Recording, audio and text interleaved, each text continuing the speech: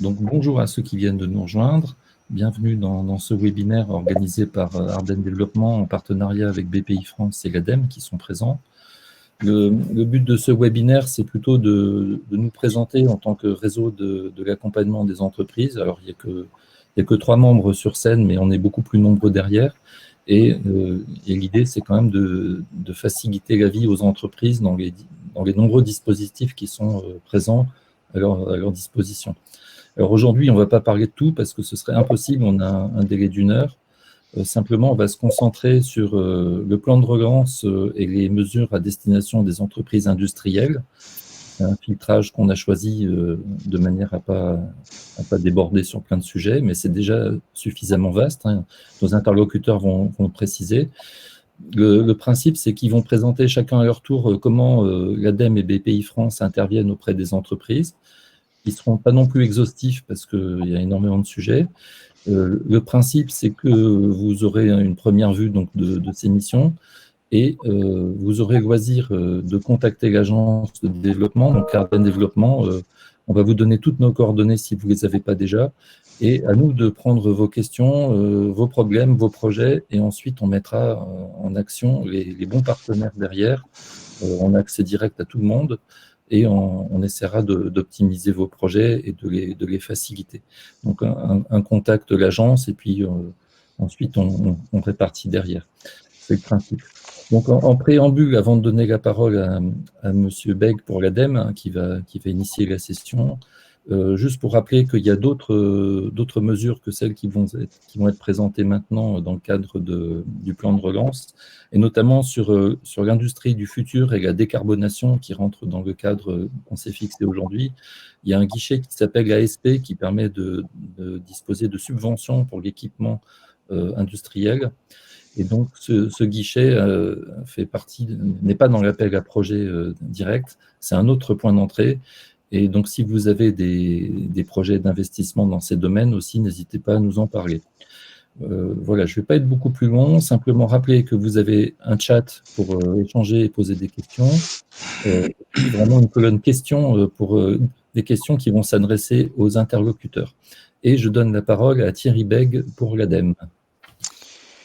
Bien, merci Jean-Louis, bonjour à tous. Donc, comme l'a dit Jean-Louis, je vais vous présenter les services d'accompagnement de l'ADEME et plus particulièrement les actions de l'ADEME sur le plan de relance qui se déroulent sur les années 2021 et 2022 et sur la fin de l'année, bien sûr, 2020. On va se focaliser sur le plan de relance, mais quelques rappels sur le mode de fonctionnement de l'agence de la transition écologique. C'est 3 missions principales: déployer diverses actions pour créer les conditions et accélérer la transition écologique et énergétique, préparer l'avenir par la prospective et le soutien à l'innovation, et contribuer à l'expertise collective. 3 domaines d'intervention principaux: l'énergie, le changement climatique et la qualité de l'air, l'économie circulaire, les déchets et la lutte contre le gaspillage alimentaire. Donc ça, c'est plutôt des entrées par thématique. Et après, on a une entrée par une approche territoriale et écosystémique où on va retrouver le maillage entre les collectivités et les entreprises, donc, étant entendu que vous, entreprise, vous êtes sur un territoire. Notre force d'intervention, c'est d'avoir une organisation géographique répartie sur 3 sites centraux et 17 directions régionales, et un mode d'intervention qui permet de couvrir l'intégralité du continuum d'intervention, que ce soit de la recherche au déploiement, en passant par l'accompagnement au changement de comportement. Les services centraux se concentrant sur la recherche et l'innovation, et en direction régionale, nos missions, ça va être d'accompagner sur le terrain des opérations de référence qui peuvent être issues de l'innovation, comme je l'ai évoqué, de décliner selon les cibles les thématiques et les objectifs nationaux, et bien sûr mobiliser les acteurs socio-économiques et les aider à agir. Et c'est une des formes d'intervention aujourd'hui qui caractérise notre intervention. On travaille aussi étroitement avec les acteurs des territoires. La preuve en est aujourd'hui, on anime des réseaux et des relais, et on peut être amené à confirmer, voire renforcer des orientations spécifiques régionales. On a un partenariat très fort dans le Grand Est avec la région sous la bannière Climaction, où on travaille sous forme de guichet unique, ce qui permet aux porteurs de projets d'avoir un seul point d'entrée, et nous on se débrouille après pour orienter les porteurs de projets vers les meilleurs financements. J'ai mis quelques moyens opérationnels, je ne vais pas tout détailler, mais on a un accompagnement technique et un accompagnement financier. Je l'ai déjà dit, mais grâce à ce continuum, on va avoir des formations, des capitalisations de retour d'expérience, des guides techniques, des animations de réseau, j'en ai déjà parlé. Il y a l'aide financière aussi, l'aide à la réalisation, donc tout ce qui concerne les études de faisabilité, mais aussi de l'aide à l'investissement. Une spécificité sur les sites pollués où l'ADEME intervient en tant que maître d'ouvrage délégué. Je vous ai mis l'adresse Internet d'une nouvelle plateforme pour vous accompagner qui est en place depuis quelques mois à l'ADEME. Elle est vraiment faite pour vous accompagner dans la recherche de soutien, d'expertise et de financement, avec un point d'entrée pour les particuliers, les entreprises et les collectivités. Donc, je vous recommande d'aller surfer sur ce site internet, puisque ça va, en fonction de votre projet, ça va vous permettre on va vous poser des questions au fur et à mesure de votre parcours, et ça va vous orienter vers les meilleures propositions qu'on peut vous faire pour la conduite de votre projet. Pour ce qui est du plan de relance, l'ADEME, c'est aujourd'hui environ 2 milliards d'euros qui sont fléchés sur le plan de relance, ce qui représente 2,5 fois le budget d'intervention classique de l'ADEME. Il y a 8 thématiques qui sont fléchées, je vais les balayer, mais comme l'a dit Jean-Louis en préambule, je ne pourrais pas rentrer dans le détail, mais c'est pour vous donner une idée de ce qu'on va pouvoir accompagner comme opération, comme action. Donc, il y a 8 thématiques qui sont fléchées pour l'ADEME sur 2021 et 2022, avec deux lignes directrices principales que sont la territorialisation et la rapidité d'exécution. La première thématique, c'est l'économie circulaire, hein, avec un budget en augmentation de plus de 500 millions d'euros. Et je mettrai en avant deux appels à projets, l'appel à projet Orplast et l'appel à projet énergie CSR. Donc Orplast, c'est un dispositif de soutien visant à soutenir financièrement l'intégration de matières plastiques recyclées pour les plasturgistes ou les transformateurs. Donc ce dispositif comporte des aides aux études et à l'investissement pour adapter les processus de fabrication à l'utilisation de matières plastiques issues du recyclage. Et l'appel à projet CSR, c'est le développement de nouvelles unités de production d'énergie à partir de combustibles solides de récupération. Le gros point d'intervention de l'ADEME sur le plan de relance, c'est la décarbonation de l'industrie avec deux grosses thématiques, c'est l'efficacité énergétique et l'électrification, et le soutien à la chaleur décarbonée. Donc ce soutien à la chaleur décarbonée,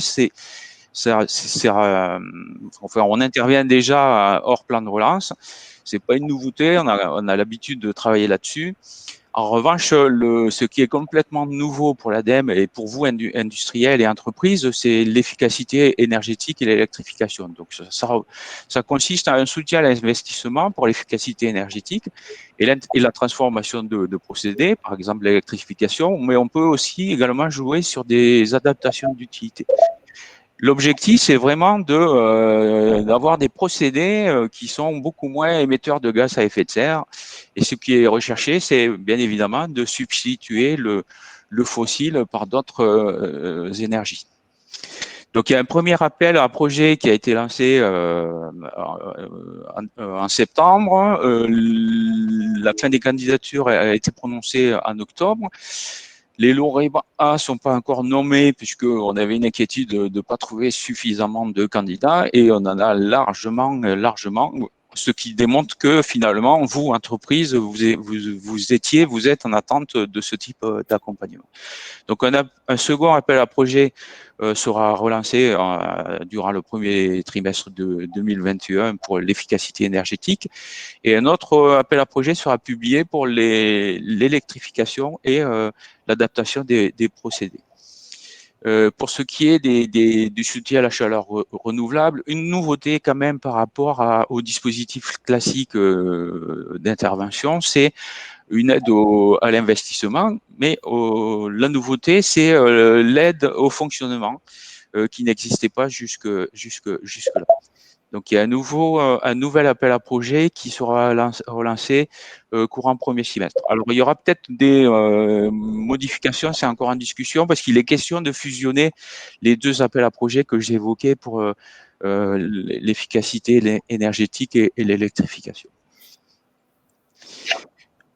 Troisième thématique, c'est l'hydrogène. Donc, on avait initié un appel à projet sur les écosystèmes de mobilité hydrogène. Il y a deux appels à projets qui sont ouverts aujourd'hui. Un qui concerne les briques technologiques et les démonstrateurs. Donc là, ça concerne plutôt des actions ponctuelles d'innovation sur recherche sur un réservoir, sur un procédé spécifique. Et un autre plus global où on va travailler sur les écosystèmes territoriaux hydrogène. Ça vise à soutenir des projets portés par les entreprises, notamment les industries, mais aussi les collectivités, afin de favoriser l'émergence de solutions locales d'hydrogène. L'idée étant de produire de l'hydrogène et de le consommer localement. Quatrième thématique, c'est les friches, avec une spécificité pour l'ADEME qui est la dépollution de sites industriels, sachant que cet appel à projet, l'appel à projet qui est lancé, qui a été lancé la semaine dernière, et vient en complémentarité d'un appel à projet lancé par les DGA Hélène sur les friches, mais sur la redynamisation des friches qui peut être pollué ou pas. Alors que nous, on intervient uniquement sur les friches sur lesquelles il y a une pollution marquée. Le tourisme durable, c'est une nouveauté pour l'ADEME. C'est un dispositif qui est encore en cours de réflexion avec les partenaires. Donc, ce dispositif sera lancé en tout début d'année 2021. Donc, là, il est à destination la priorité est donnée aux destinations touristiques et à potentiel dans les territoires ruraux. Sont concernés les TPE et les PME exerçant ou portant des projets dans le secteur du tourisme, comprenant l'hébergement et la restauration. Peuvent être aussi éligibles ou pourront être aussi éligibles des associations, des SCOP ou des SEM. L'objectif, c'est vraiment d'accompagner à la résilience économique. Donc, pour réduire et maîtriser les coûts fixes, on va accompagner et aider aux petits investissements sur l'énergie, l'eau ou le gaspillage alimentaire. Et un autre objectif, c'est aussi d'ancrer dans les territoires et la chaîne de valeur. Donc, ça va consister à accompagner l'utilisation de circuits courts et faire se rencontrer les acteurs du tourisme local et les producteurs locaux pour créer des synergies pérennes. On voit bien que dans le cadre de la crise sanitaire qu'on vit, on a besoin de ce type d'approche pour avoir de la résilience des territoires, en fait. Sixième volet, c'est l'agriculture durable, où on va focaliser notre intervention sur des diagnostics, donc des diagnostics de gaz à effet de serre global, des diagnostics de sol et des diagnostics de la vulnérabilité des exploitations agricoles au changement climatique. Donc, c'est un dispositif qui doit être lancé mi-décembre. On nous l'avait annoncé pour cette semaine, mais il y a encore des discussions avec le ministère de l'Agriculture et de l'Alimentation, sachant que je ne l'ai pas dit au tout début, mais l'ADEME est sous tutelle de la ministère de la Transition écologique et de la Recherche. Ça ne veut pas dire que c'est plus compliqué avec le ministère de l'Agriculture, mais on a moins l'habitude de travailler avec eux et ça prend un peu plus de temps. Donc, pour ces diagnostics GES, c'est de voir une cohérence avec les labels bas carbone pour anticiper et formater le paiement des services environnementaux, par exemple. Le diagnostic de sol, c'est de voir la potentialité de stockage de carbone de façon à diminuer les émissions, regarder aussi les diminutions de NO2 et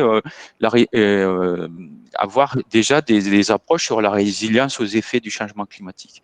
Et enfin, le diagnostic de vulnérabilité des exploitations, c'est d'être en capacité d'aller vers des exploitations, des systèmes d'exploitation résilients face au changement climatique, puisqu'on est soumis de plus en plus aux aléas de sécheresse, de chaleur et de pluie intense. L'idée, c'est de construire et d'évaluer des plans d'action avec vous et en jouant sur des exemples de levier, l'optimisation de la fertilisation, la substitution du minéral par de l'organique, par exemple. Le septième volet, c'est TPE et PME. Donc avec deux dispositifs, pour ce qui concerne les entreprises engagées pour la transition écologique et l'accompagnement à l'éco-conception. L'action ETE est décomposée elle-même en deux dispositifs. Une aide à la décision à l'investissement d'actions via un soutien forfaitaire. Hein. L'idée, c'est d'être rapide. Par exemple, des abris à vélo, des bords de recharge. La liste est encore en discussion et c'est pour ça que le dispositif devrait être lancé en début d'année prochaine. Notre dispositif, c'est l'aide aux dépenses post-innovation type analyse du cycle de vie, soutien à l'export et la formation. Pour ce qui est de l'éco-conception, seront éligibles a priori l'ensemble des phases de développement d'un projet d'éco-conception, ce qui se traduit par la R&D, y compris les études de faisabilité jusqu'aux investissements. Un dispositif qui existe mais qui est renforcé dans le cadre du plan de relance, c'est le programme des investissements d'avenir avec un budget de plus de 3 milliards d'euros où on va retrouver, j'en ai déjà parlé, les soutiens à l'innovation des marchés, l'hydrogène, le recyclage et l'incorporation des matériaux recyclés, les produits biosourcés et biocarburants, et les agroéquipements pour la transition écologique. La synthèse, je vais passer très vite là-dessus, c'est plutôt à titre d'information pour vous, pour pouvoir vous repérer rapidement. Et je tiens à signaler quand même des comités des financeurs qui ont été mis en place au niveau de la région Grand Est. Donc Grégory Givron en parlera tout à l'heure, mais il y a un comité régional d'accélération des projets industriels qui est piloté par BPI France et qui vise à accélérer les projets privés dans les territoires d'industrie. Et sachez que en plus des discussions que nous avons, avec la porte d'entrée que vous avez avec la SEM Ardennes qui nous accueille aujourd'hui, nous avons une revue mensuelle avec la BPI France et l'équipe de Grégory Givron pour discuter des projets qui nous arrivent chacun de notre côté et pour voir si on peut apporter de la complémentarité dans les financements. Cette recherche de complémentarité dans les financements, elle est aussi recherchée au niveau du comité régional des financeurs qui a été mis en place par la région via la direction de la connaissance et de la compétitivité, où se retrouvent autour de la table le SGAR, la Direct, la Banque des Territoires, la BPI, l'ADEME, d'autres directions de la région et Grand Innov.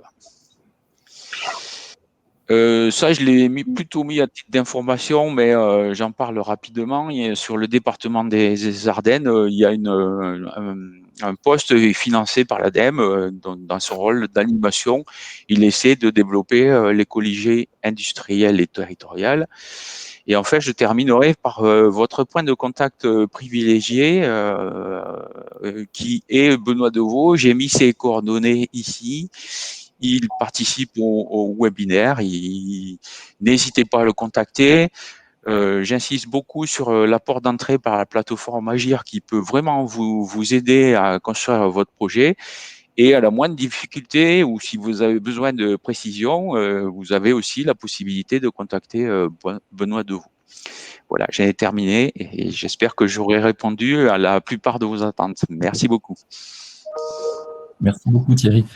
Parfait pour le timing, on est juste dans les temps. Peut-être avant de passer la parole à Grégory, on a deux questions, notamment sur qu'est-ce que c'est qu'une entreprise engagée? Alors, une entreprise engagée, c'est soit qui a déjà des actions engagées dans la transition écologique, hein, ça peut être une flotte de véhicules électriques, des choses comme ça. Le tri et recyclage des déchets, j'en parle même pas, mais on peut aussi travailler sur la sobriété énergétique des bâtiments. Il y a tout un dispositif. Après, l'idée, c'est engager ou vraiment qui a besoin de cette impulsion pour s'engager dans la transition écologique. D'accord. De toute façon, on aura l'occasion d'y revenir. Alors, puis une question, on n'a pas que des entreprises industrielles. Est-ce qu'il y a des dispositifs d'appui aux entreprises de services à l'ADEME, notamment aux entreprises du numérique? Pour l'instant, il n'y a pas de dispositif qui permette de vous accompagner spécifiquement sur le numérique. Après, on peut travailler sur j'insiste beaucoup, mais on travaille sur la sobriété. Dans tous les cas, moi, ce que je recommande, hein, c'est de venir discuter avec nous pour savoir, parce que vous avez peut-être des idées préreçues avec des thématiques que vous voulez développer. Et en discutant avec nous, souvent, ça permet de tirer sur le fil de la pelote de laine et de vous orienter sur d'autres actions que vous n'auriez pas, à laquelle vous n'auriez pas pensé.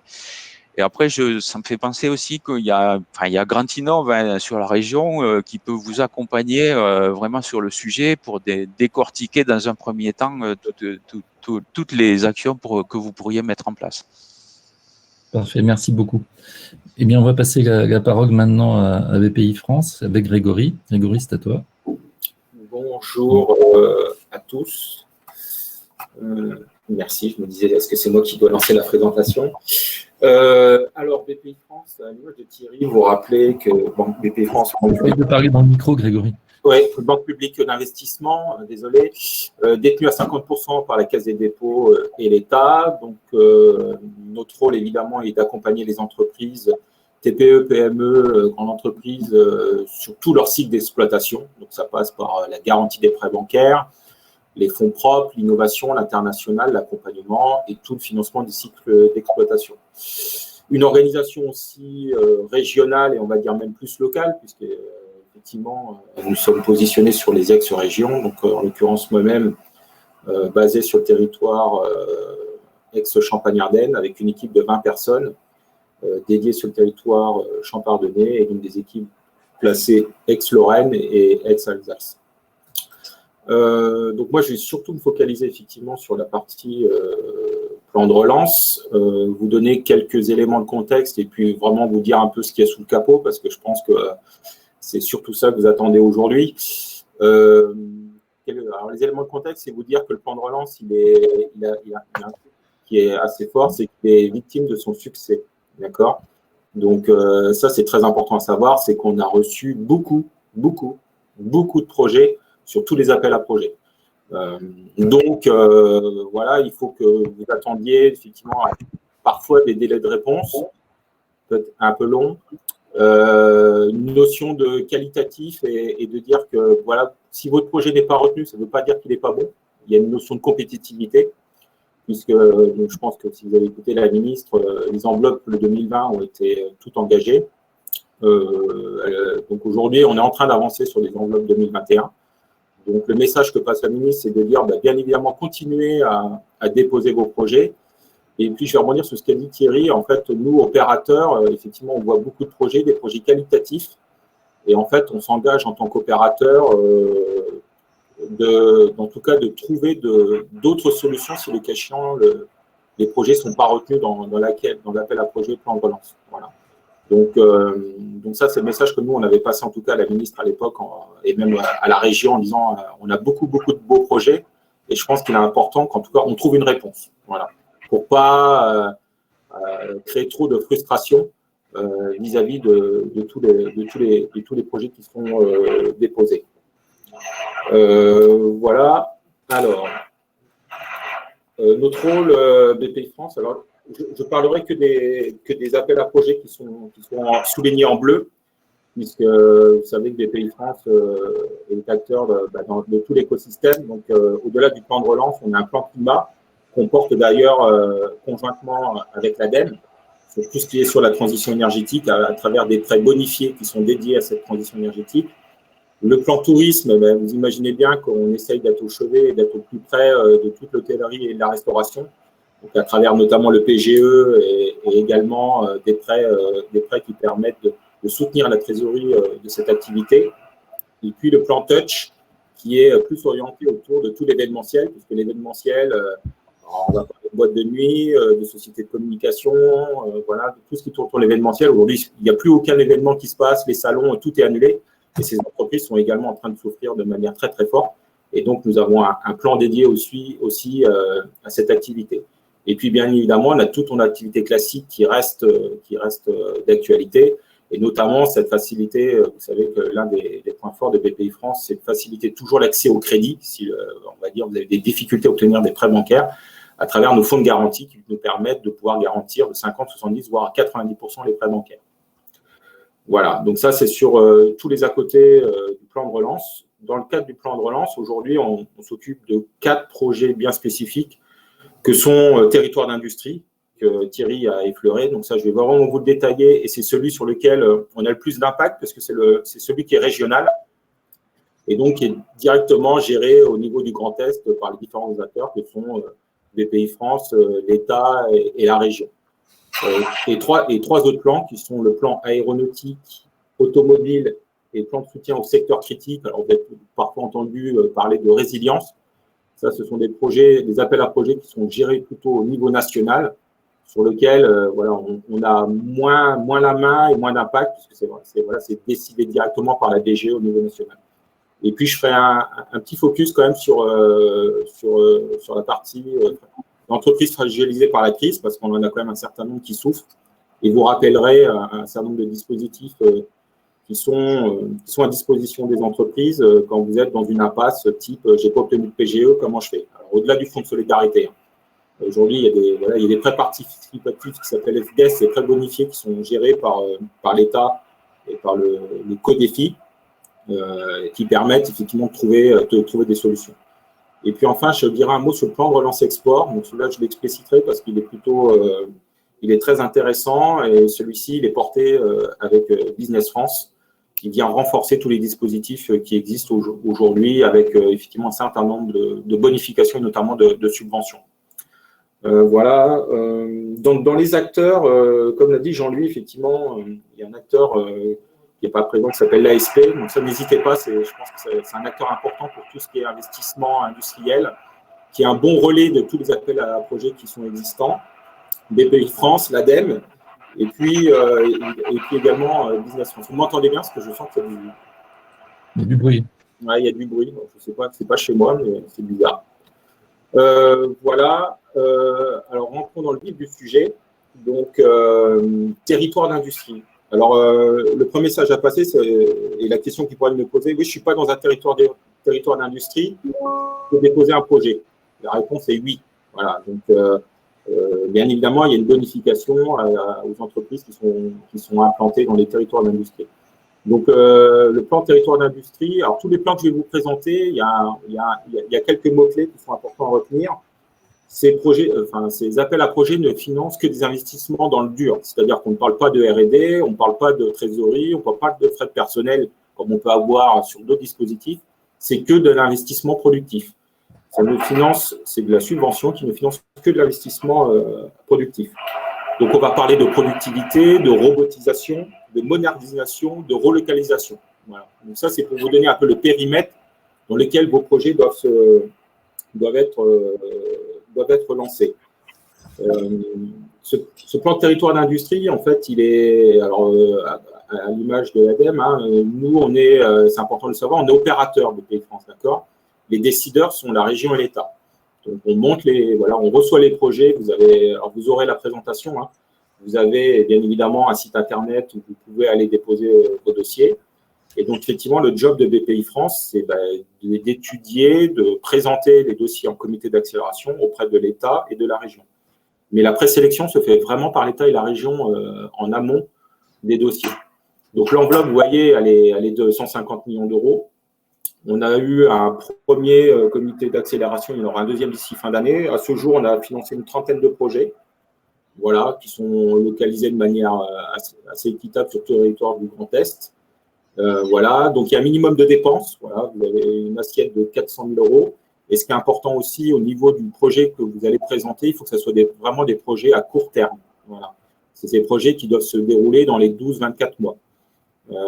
Ce qui est important de savoir aussi, la philosophie du plan de relance, c'est pas le financement de substitution, c'est vraiment, comme l'a dit la ministre, des choses qui doivent vous permettre d'accélérer et de ne surtout pas freiner, parce qu'effectivement, la logique voudrait dire on n'a plus de visibilité, on a une crise sanitaire, on est potentiellement en train de se retrouver dans une crise économique. Et le plan de relance, il est là pour ça, c'est pour vous accompagner, vous aider à accélérer vos projets d'investissement et surtout pas freiner l'investissement et continuer à investir pour que vous ayez conserver votre productivité, votre compétitivité face à une compétition internationale et mondiale. Donc voilà, donc c'est vraiment une bonification et c'est vrai que voilà, les subventions, alors elles peuvent aller jusqu'à 800 000 euros. Bien savoir qu'effectivement elles se situent dans un cadre bien spécifique régime Covid, voilà, à tous les dispositifs qui sont lancés avec ces bonifications, parce que vous savez qu'on est soumis à la règle des minimis. Aujourd'hui, il y a un dispositif spécifique régime Covid qui nous permet de monter jusqu'à 800 000 euros. Ce régime, il était ouvert jusqu'au 31 décembre, il vient d'être prolongé jusqu'au 30 juin, voilà, à ce jour. Donc voilà, donc bien savoir que ça se fait bien dans un cadre spécifique qui est bien réglementé par l'Europe.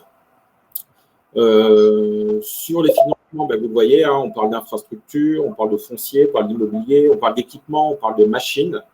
Voilà, donc c'est toute taille d'entreprise. Donc ça, c'est quelque chose d'important. C'est que ça s'adresse aussi bien à la TPE, PME, ETI que dans l'entreprise. Voilà, il n'y a pas d'exclusion de taille d'entreprise. Et puis, c'est ce que je vous disais, ben, on est quand même dans un niveau de sélection voilà, important, puisqu'on a beaucoup de demandes. Donc, vous voyez les critères de sélection. Bien évidemment, on va vérifier la pertinence de votre projet industriel, les retombées économiques et sociales. Voilà, donc effectivement, une entreprise qui sera en difficulté, qui est en train de faire un plan de licenciement, vous imaginez bien que l'État et la région aura du mal à se positionner en disant j'ai subventionné. Ça, faut quand même en être bien conscient. La maturité du projet, j'en ai parlé, et donc effectivement, le dépôt de dossier. Voilà, donc là, on vient de mettre, vu qu'on a beaucoup de demandes, on vient de mettre un process en place parce que je sais qu'un certain nombre d'entreprises attendent encore des réponses. Dans tous les cas, on s'est engagé, l'État, région, BPI-France, d'apporter des réponses sous 3 mois, dans tous les cas. Voilà. Donc ça, c'est quelque chose qui est en train d'être mis en place. Donc, et cette réponse sera notifiée par BPI-France via la plateforme qui s'appelle Démarche simplifiée. C'est là où vous déposez votre dossier.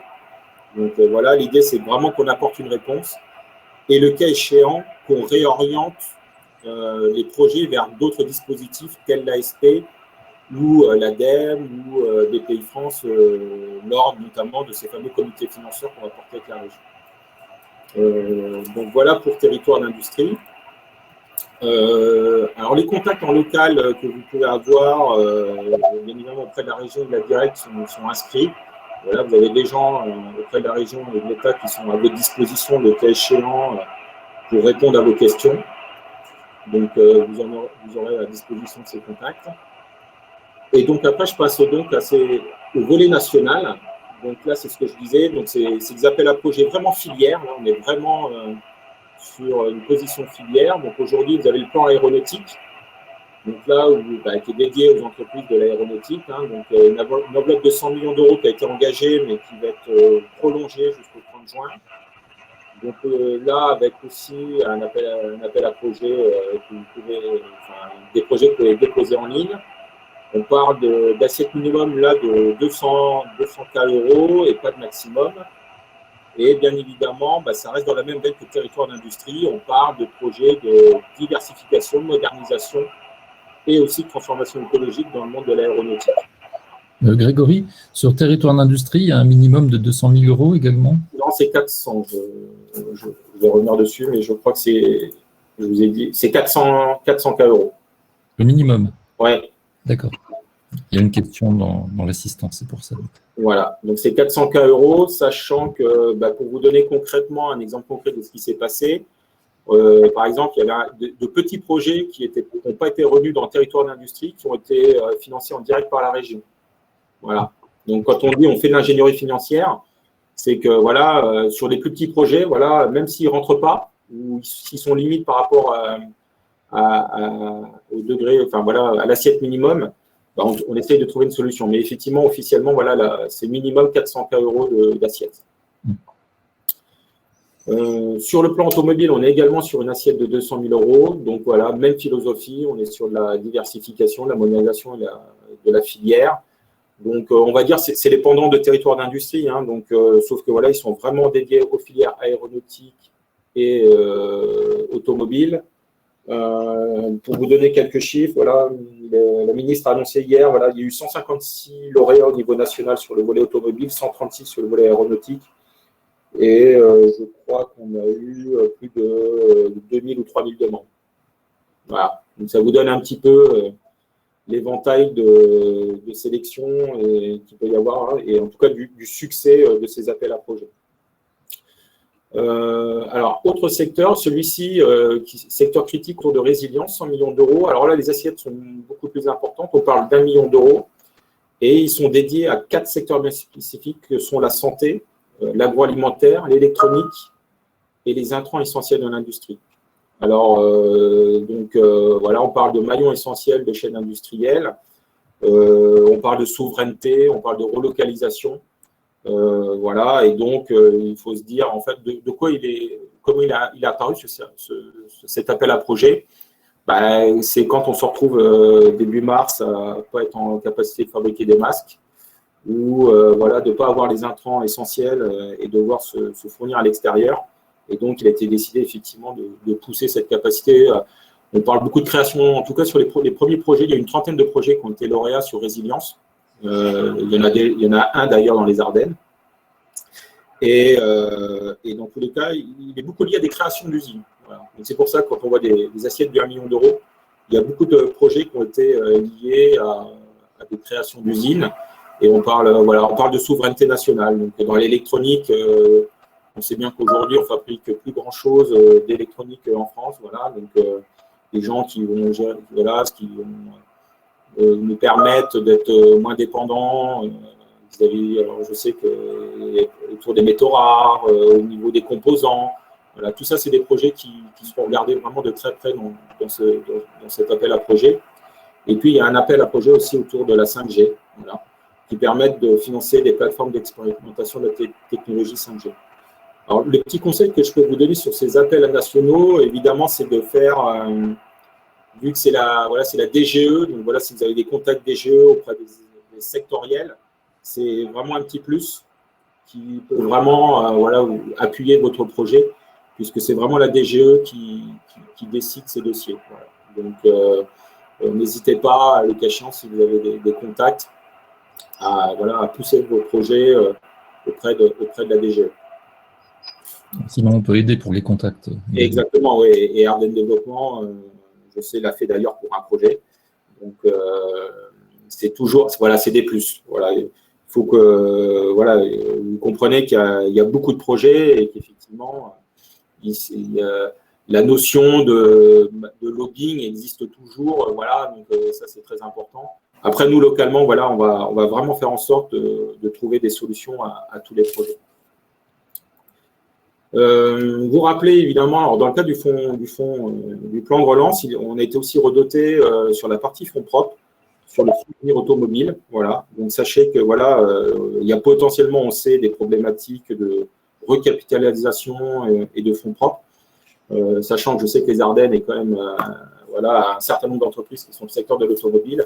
Donc sachez qu'effectivement, on a un fonds qui existait déjà, hein, donc, qui n'est pas nouveau, qui s'appelle le FAA, qui est porté en grande partie par les grands donneurs d'ordre, hein, que sont Renault, PSA, et donc qui permettent de faire des investissements minoritaires. Hein. Alors, ça peut aller, vous voyez, hein, les tailles de tickets peuvent être très importantes, de 2 à 50 millions d'euros. On a une équipe dédiée au niveau national, et il est dédié à tous les équipementiers de rang 1 et de rang 2. Voilà.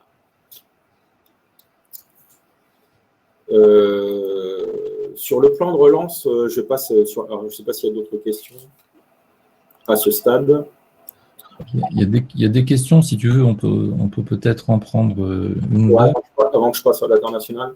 Ouais, notamment une question sur une entreprise qui serait dans une phase de redressement. Est-ce qu'elle peut bénéficier des dispositifs de relance avec une sortie prévue en avril prochain? Elle était dans une société. C'est-à-dire qu'elle sort d'un processus type conciliation, mandat ou redressement? Alors, je ne sais pas le détail, mais bon, à la limite, on vous mettra en contact pour creuser plus tard. Oui, dans tous les cas, dès lors qu'elle n'est plus en procédure, dans tous les cas, enfin, c'est un délai de motif. C'est vrai que quand on est dans une procédure type mandat, redressement, alors liquidation, j'en parle pas parce que là, il n'y a plus de sujet, mais effectivement, ça ferme beaucoup de dispositifs. Dès lors qu'on est dans une sortie à 2-3 mois, à 1 mois, bah oui, bien évidemment, je ne dis pas qu'on redevient une bonus, mais c'est quasiment ça, on redevient une bonus. Et effectivement, là, on peut regarder de nouveau ces sujets-là. Ouais. Ok, donc c'est une histoire de quelques mois. Et puis, alors, une question sur l'appui à l'immobilier, sur le financement d'infrastructures. Est-ce que tu pourrais expliquer un peu plus comment l'immobilier pourrait être pris en charge? Quand vous faites de l'immobilier, alors je sais qu'il n'y a pas de. En fait, c'est vraiment. Alors, ça dépend si vous le faites via une SCI ou si vous le faites sur la société d'exploitation. Mais on va dire c'est une bonification comme vous pouvez avoir souvent sur la subvention régionale ou départementale.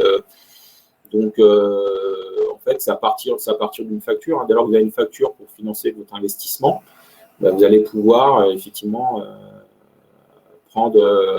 avoir un appui sur ce. Donc, est-ce qu'il y aura une dépense spécifique à me préciser, par exemple, sur l'investissement immobilier? Alors, je ne sais pas le détail, mais là, c'est pareil, on vous mettra en relation pour poser la question. Mais oui, quand on parle d'investissement dans le dur, investissement immobilier, c'est investissement dans le dur. Donc, quand je parlais de création d'usine, voilà, on est dedans. Donc, alors après, en général, quand on est sur de l'investissement immobilier, en général, ça monte de manière très, très forte et sur des très gros montants. Mais oui, c'est quelque chose qui est éligible. Ok, très bien. Merci Grégory, pas d'autres questions pour l'instant. Ok. Donc, je passe au plan de relance export. Donc, aujourd'hui, il y a un certain nombre de dispositifs qui existent pour financer l'international et donc qui ont été renforcés. Donc, je voulais vous rappeler en tout cas les dispositifs d'assurance prospection qui permet à travers une avance remboursable, de financer toutes vos dépenses de prospection qui va aller à hauteur de 65% du montant d'engagement que vous avez sur vos dépenses à l'international et qui couvre une période de prospection de 12 à 24 mois. Donc, je vais prendre un exemple concret. Vous souhaitez explorer une zone dans laquelle vous n'êtes jamais allé et du coup, dès lors que vous allez dans un pays, je parle aujourd'hui, on fait beaucoup de choses en digital, hein, mais on imagine bien qu'à un moment ou à un autre, on va retourner à l'export et à l'étranger pour faire du business. Mais l'assurance protection permet de vous financer tous les frais liés aux hôtels, aux déplacements, frais d'avion, frais de traduction, frais de mise aux normes, par exemple, pour votre produit à l'étranger et à la réglementation dans le pays dans lequel vous les souhaitez, et vous permet de financer tout ça sous forme donc une avance remboursable avec une avance de 50% avant même que vous ayez à justifier ces dépenses. Voilà, vous faites une période, vous dites voilà, je vais aller en Chine, donc voilà, mon plan de prospection il est sur 12 mois, sur 24 mois, et donc on va être en capacité de financer 65% de ces dépenses. Donc avec une notion d'échec commercial si vous n'arrivez pas à faire du chiffre d'affaires dans le pays en question.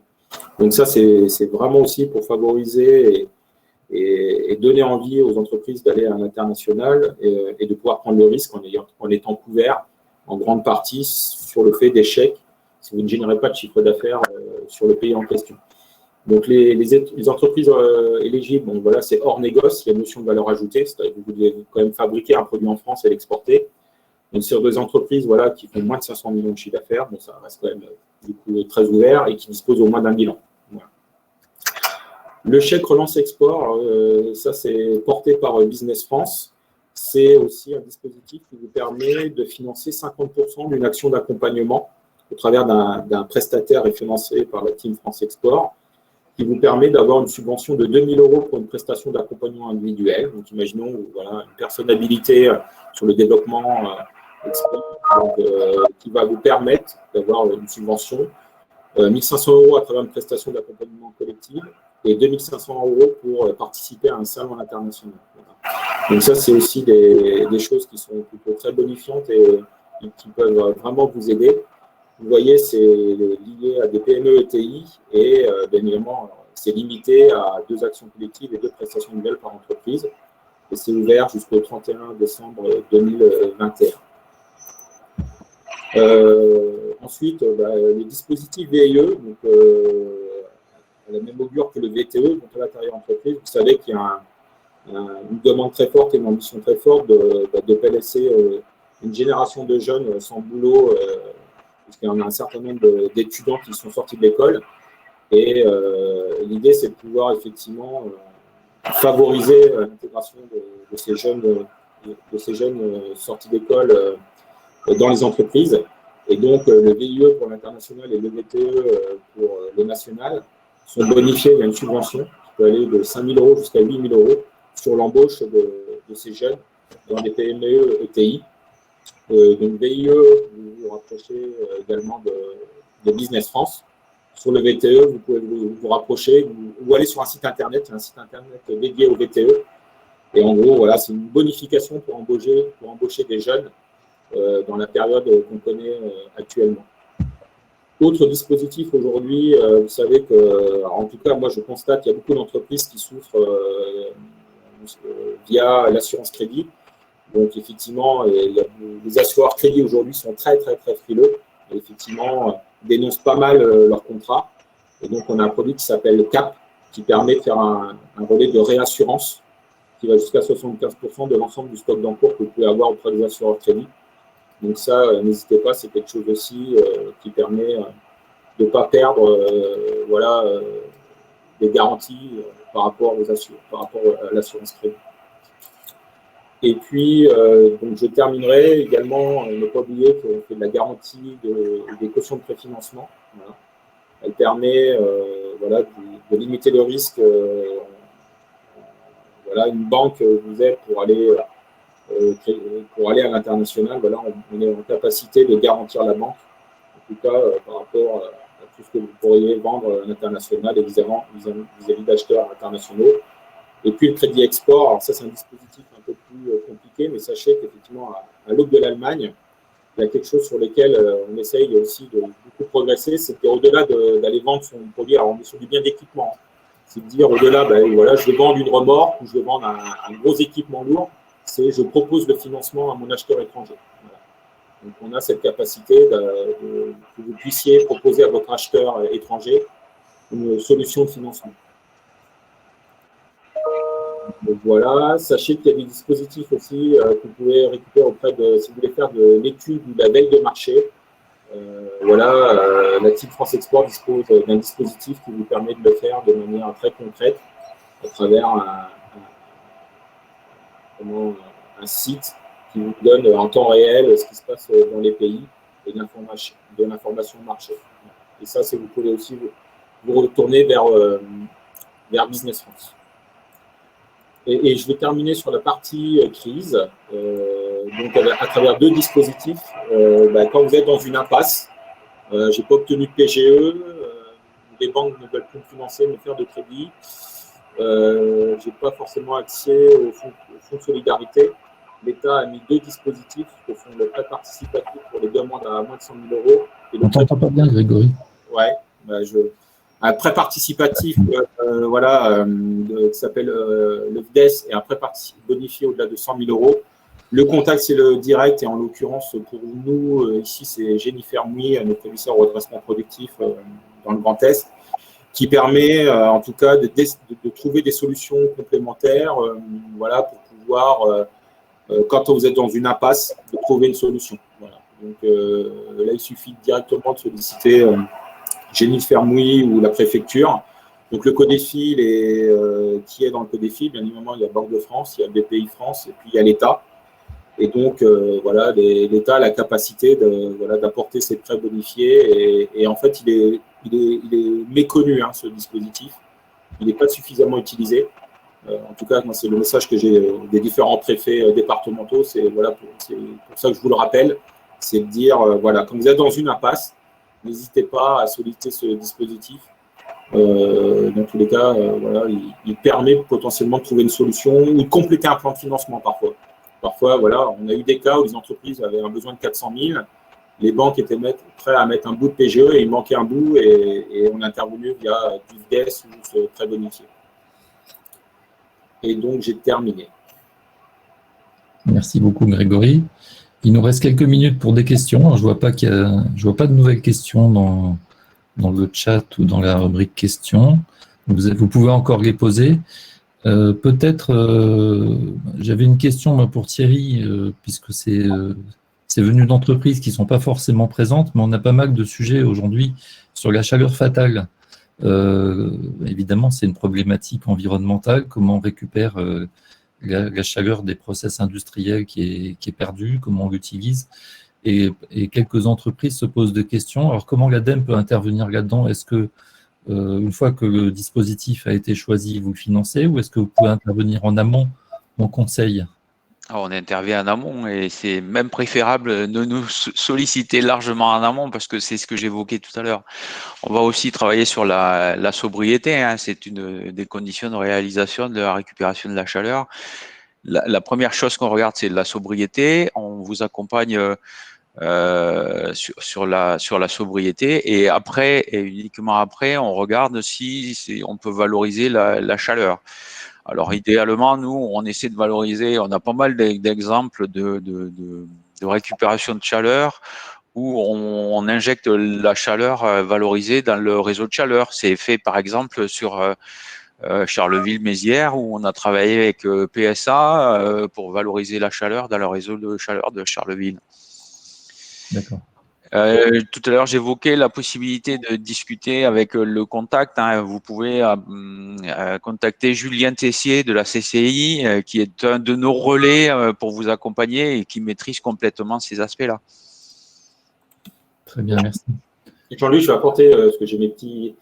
Oui. Je vais apporter une précision, effectivement. Il y a Lucie qui est connectée, qui m'a dit qu'effectivement, courant novembre, sur territoire d'industrie, l'assiette a été revue à 200 000 € pour être aligné avec les autres appels à projets. Donc, voilà. Donc, rectification, ce n'est pas 400 000, c'est bien 200 000, avec une logique d'uniformisation par rapport à tous les appels à projets. Donc, assiette minimum territoire d'industrie, 200 000 €. D'accord, merci beaucoup. Un point peut-être complémentaire sur la chaleur, l'ASP qui a été évoqué à plusieurs reprises a défini 18 actions qu'ils peuvent accompagner dans ce cadre-là. Donc moi je recommande d'aller regarder ces 18 actions et ça vous donne une idée de ce qui peut être fait. Mais bon, j'en ai déjà parlé tout à l'heure, mais la plateforme Agir, elle est vraiment faite pour vous aider, vous accompagner dans la construction de vos projets. Et bien évidemment, le contact avec Benoît que j'évoquais tout à l'heure, c'est important aussi. Il ne faut pas hésiter à revenir vers nous une fois que vous avez surfé sur la plateforme. D'accord, merci beaucoup. On va conclure puisqu'il n'y a pas d'autres questions. Alors, vous allez avoir les présentations des deux intervenants, hein, c'est prévu. On va vous les diffuser. Par ailleurs, vous aurez les contacts directs sur les présentations. Mais n'hésitez pas à contacter l'agence. Vous avez ici en haut le contact générique et en bas les contacts directs de Valérie Gardan qui pilote l'accompagnement des entreprises à l'agence. Donc, toutes les questions sont les bienvenues. On travaille en réseau et en partenariat avec tout le monde. Alors, il y avait BPI et ADEME aujourd'hui sur scène. Dans l'assistance, on avait d'autres organismes avec qui on travaille, l'UIMM, Grandinov, Materalia, la région Grand Est, etc., la CCI, bien sûr. Voilà, notre mission à l'agence, c'est de coordonner l'ensemble de ces acteurs publics pour faciliter les projets des entreprises. Donc, on est à votre disposition, n'hésitez pas. On parle avec tout le monde et on vous mettra en relation. On a déjà des mises en relation qui ont été prévues aujourd'hui, on les fera. Et puis voilà, il me reste à vous souhaiter à tous une excellente journée et peut-être rendez-vous dans un prochain webinaire sur d'autres sujets.